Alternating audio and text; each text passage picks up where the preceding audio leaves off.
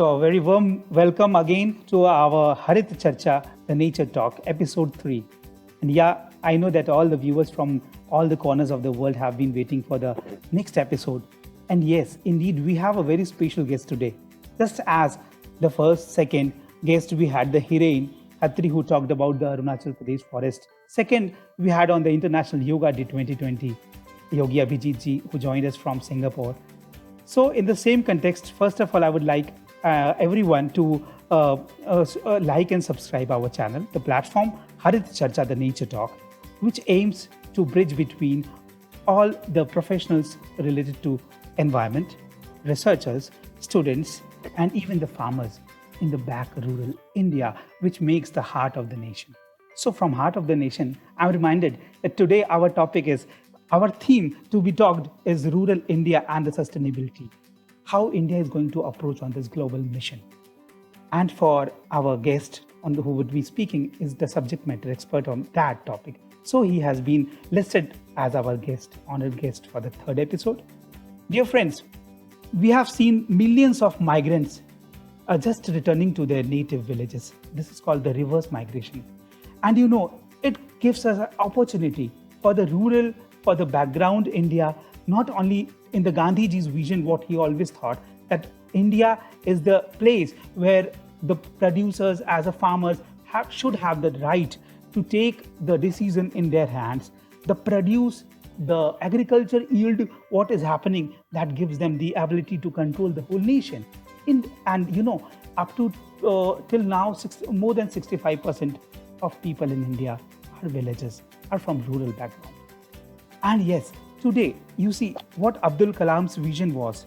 He also saw these rural places as a part where no one should migrate to the town areas, so as to they should have something sustainable from their own assets, from their own produce. And how can that be possible if the villages will be made self-reliant, self-sustaining, their own produce can give a market to them? There would be no such kind of scenes what we have just seen in the news, TVs and print media in the this breakdown era. So let us not waste our time, because I know you all are eager to hear from our guest today. We have Bhavya Mod, who is joining us from Sydney today. And yeah, Bhavya Mod is a very young guy who has given a lot of time on the rural sustainable development. And yes, he's very eager to take this topic as his higher studies. From there itself, he has already done Masters in Life Sciences from Ahmedabad, Gujarat. Apart of that, he's doing Masters there in the Macquarie University, Sydney. And apart of this, he has been working under Dr Shalini Dhyani, who is a proud chair member of IUCN Commission of the Ecosystems Management South Asia. And he has been inspired from CSIR NEERI, the way, and that track has changed his whole life. Now he wants to do something to the rural world. So let us welcome Bhavya. Hi Bhavya, most welcome to the platform. Hello Samir, good afternoon and good evening from here. So Bhavya, would you please tell us something about your academic journey and background? Yes. Basically, I always wanted to pursue something in science, but I wasn't sure to the specifics of that. So I started my bachelor's, or rather my integrated master's in life sciences. So life sciences is like a generic field that combined a lot of different fields. So for example, biotechnology, microbiology, environmental sciences were also a part of the life sciences course that I took.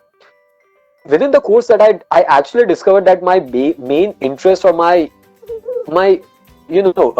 the things that I always wanted to do lied rather to environmental sciences, or that is where I want to contribute the most, or where I thought that my skills and my knowledge would be best put to use. So I decided then, and it was a really good experience doing my dissertation from the CSIR NEERI.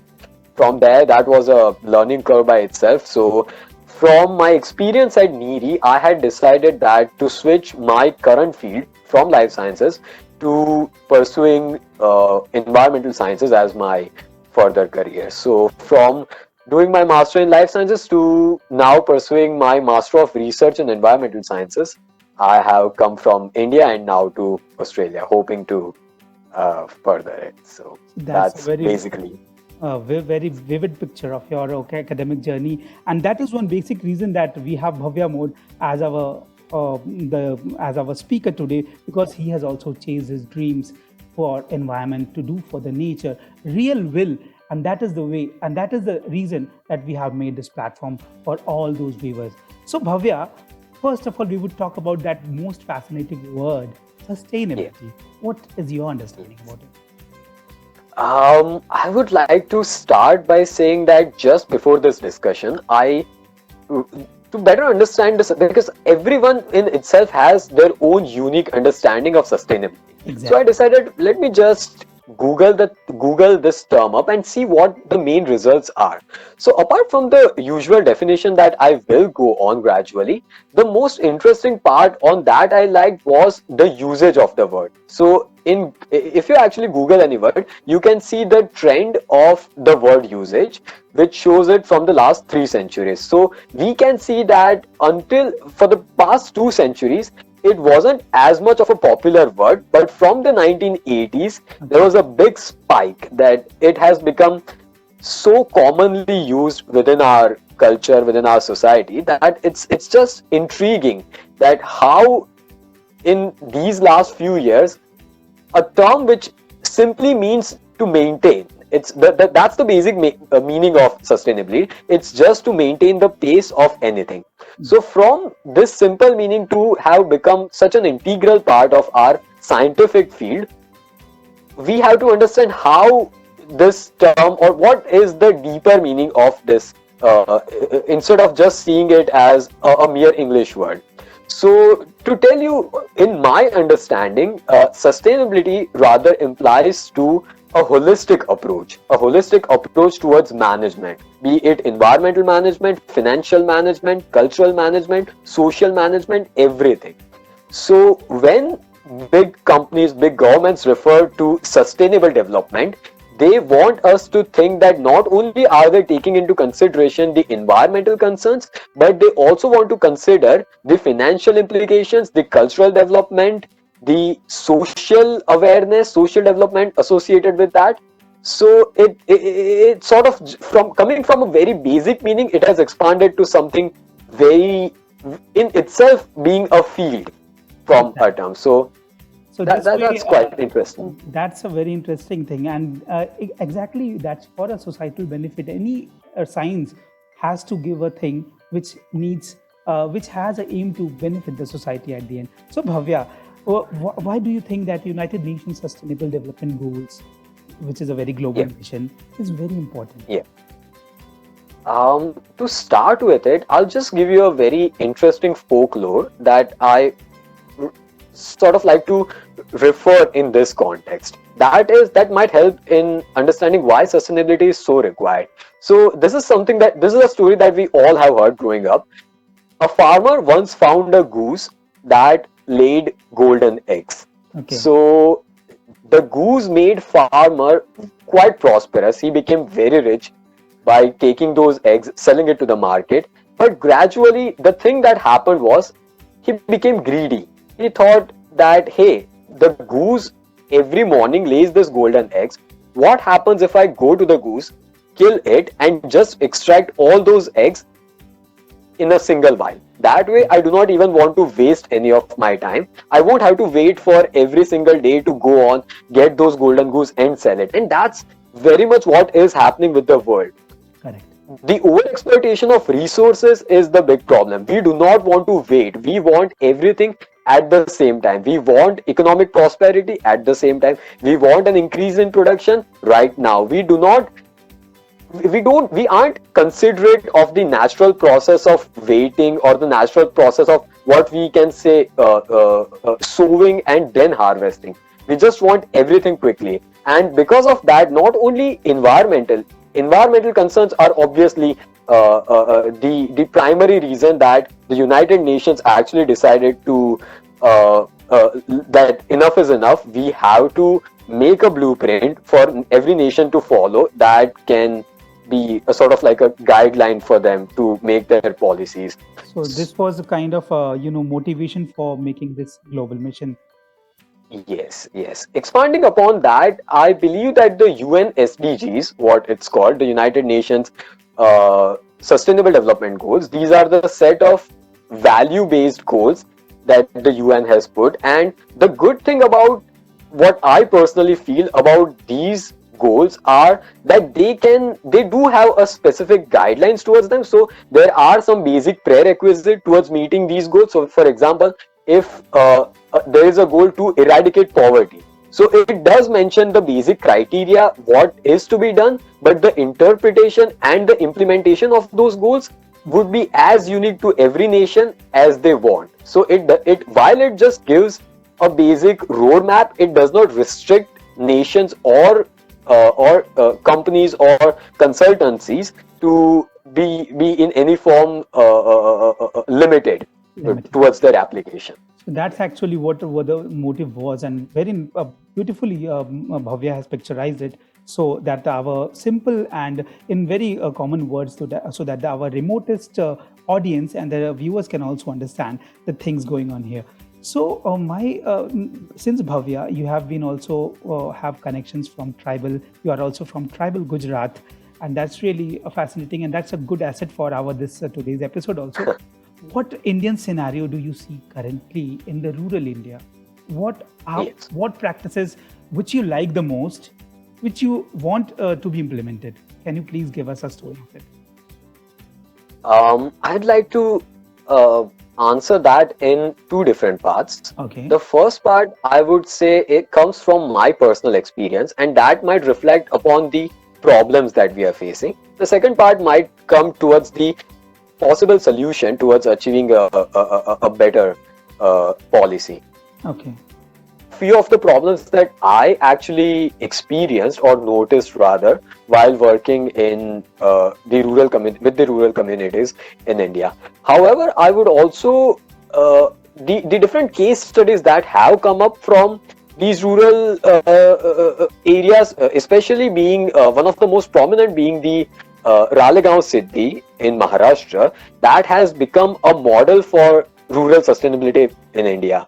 And this largely derives from the fact that they have very aptly invested into a water harvesting system, which is quite lacking in in other parts of India. So while they ensure that while groundwater is also utilized, they have a capacity to refill or recharge the loss of groundwater. Apart from that, even in the past in India, we have examples of using naturally occurring substance in our use. So as you know, in tribal areas especially, a lot of utensils, a lot of baskets are made from straws.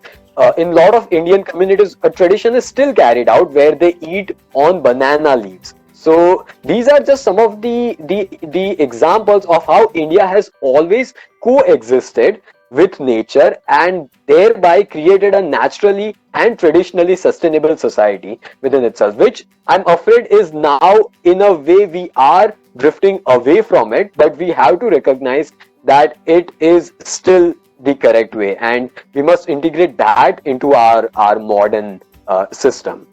So exactly, you have brought the real picture of our customs, our ancient practices that we have been following, and till today we can see in the forest areas of Kerala, forest areas of the northeast, people have loved the forest.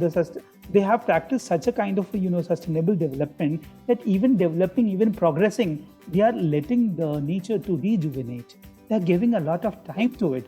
So this is what you have also said. I really liked your sentence that even till today, people in Indian villages are practicing such customaries.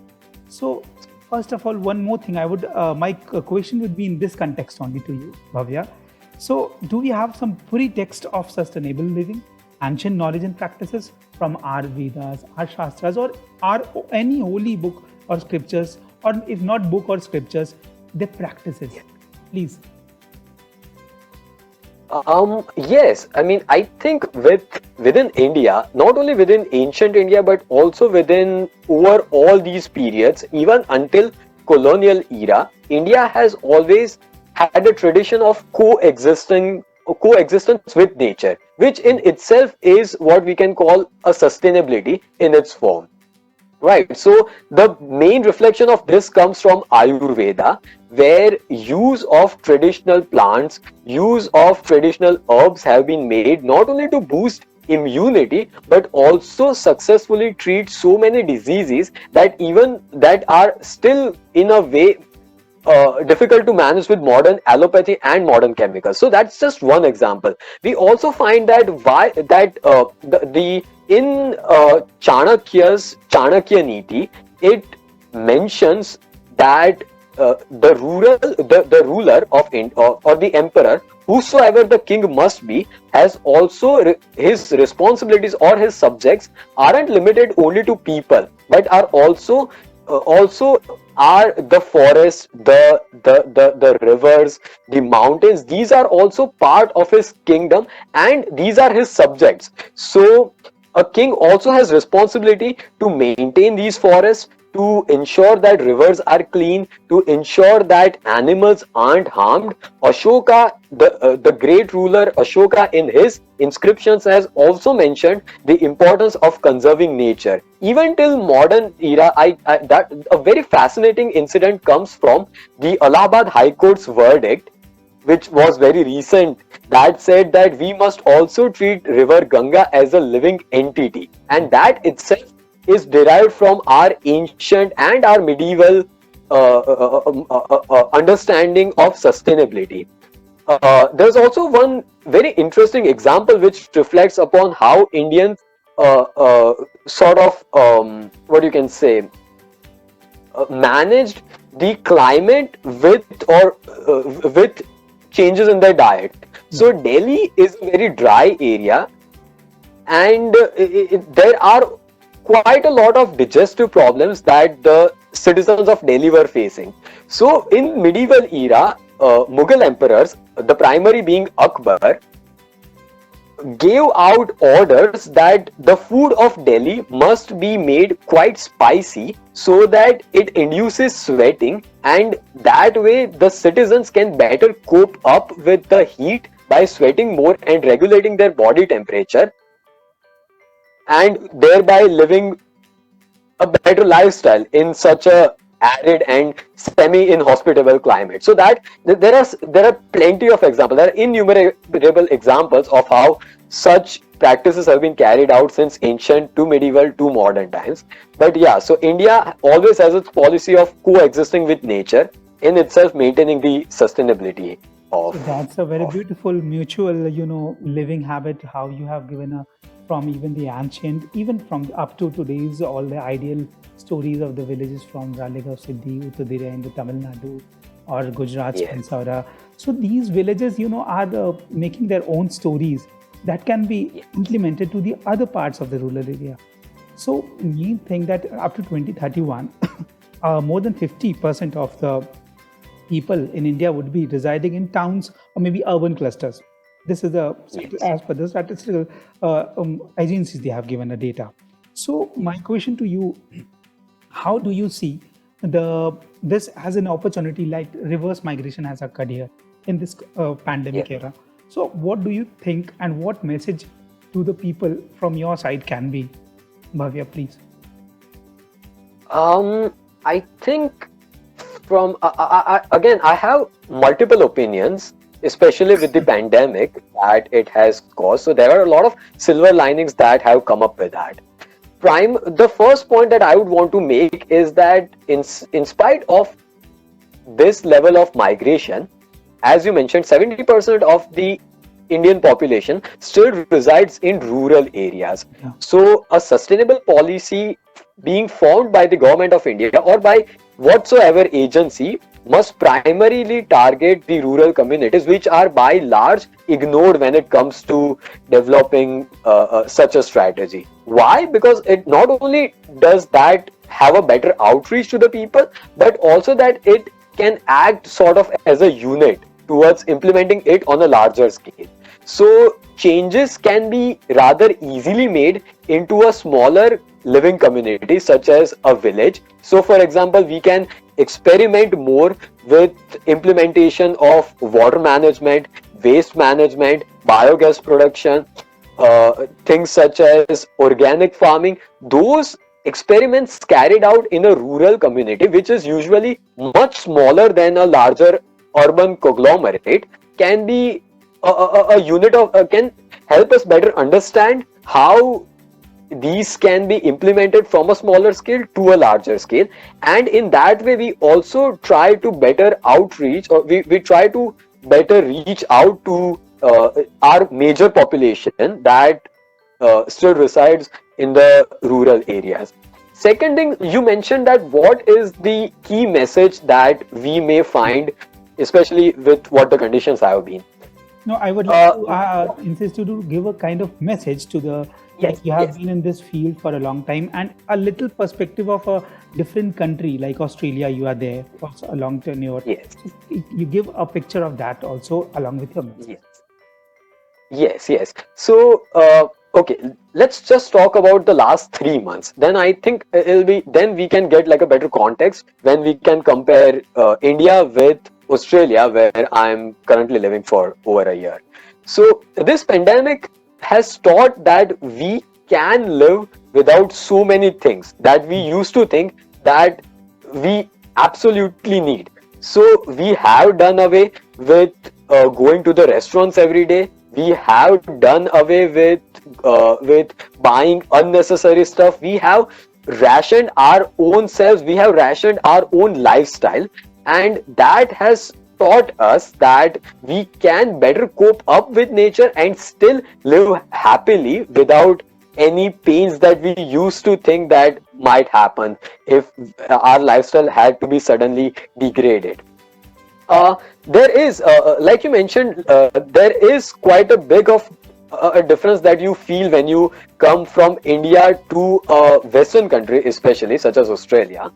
Uh, the differences primarily lie in that Western countries usually have a better policy towards investing in basic infrastructure. That is very important when it comes to achieving a goal of sustainable development. So, robust public transport, robust healthcare, a good a good administration, or not administration as such, a better outreach, a better policy making. These are just few of the points that a developing country can really learn from a developed country that has already gone through the phases that we are currently going through.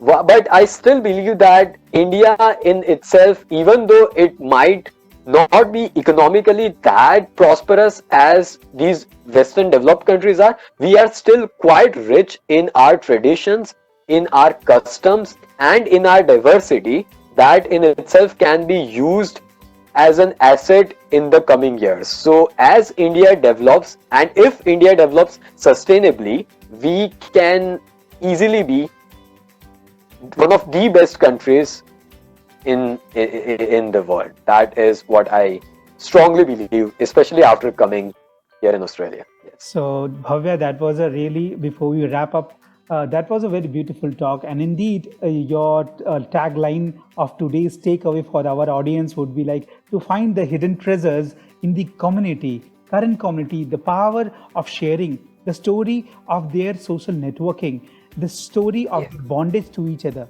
And that beautifully, you really described the things from the ancient, medieval to current days, Ralegaon Siddhi to be an idealistic villages in India. Not only India had given a whole 1 year in the Australian continent, and that Australia has also seen lots of up and down during 2019 ending from bushfires and lots of episodes. That's the case. That's the struggle of every nation now. So in the zoonotic diseases that we are facing the whole world, that is again the anger between human and the nature, the distancing between the human and nature has resulted as a pandemic today. And that is what you really told and discussed. Bhavya, I would also say that our topic today is indeed a topic which is going to be an opportunity not for the policy intervention, for the government for the regulators, who are just thinking only apart from Manrega and Narega. There's a lot thing to do for those people who have returned. So you have also give a beautiful picture on that. So any 2 words what you would like to wrap up before we finish it? Yes.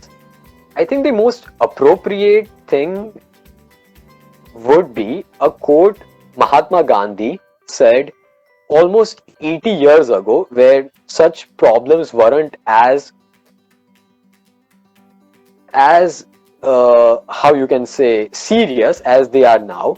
It said that nature has the capacity to provide for a man's needs, but not his greeds. So that is, I think, what we all should remember. So that's a really true, and it falls very true for today's day, what we are seeing the conditions today. And you can see that lots of villages in India, we have lots of potentialities. As you said, every region has its own story to say. Either you see east, either you see west, you go into Deccan areas, you go in the eastern Chennai areas, or you go into the Andaman. Or India is having a lot of diverse, rich heritage, not only the part of natural resource, but even our ethnic tribes have consumed and taken it till today to our coming generations. And this is how what we started from asking the definition of sustainability to Bhavya, and to ending here with our discussion from sustainability that can we really hand it over to the coming generations? And yes, pandemic has taught us what you just discussed, that pandemic has taught us to live with the limited resources, give the chance to the nature, give the chance to the air to be more cleaner, give the chance to Ganga to let her rejuvenate, let the chance from Jalandhar to the Himalayas to be seen. These have never been occurred since last 40 years, Bhavya. So that was really indeed privileged to be talking to a subject matter expert, Bhavya, today. And I would also insist all the audience to share this word, not only to your circle, to your friends of environment, but to all who are dealing with this kind of livelihood problems, challenges. They should know that India has a lot of potential in the villages. Like we can stand with the Anand model of Gujarat, we can stand with the Utukudai model of the Tamil Nadu, we can stand with lots of stories we have. You take a Ralegaon Siddhi. So here we finish our today's talk, and I would always thank from all the audience, all the people who are watching, to Bhavya to give his valuable time for this Harit Charcha, the nature talk. Thanks, Bhavya. Thank you so much.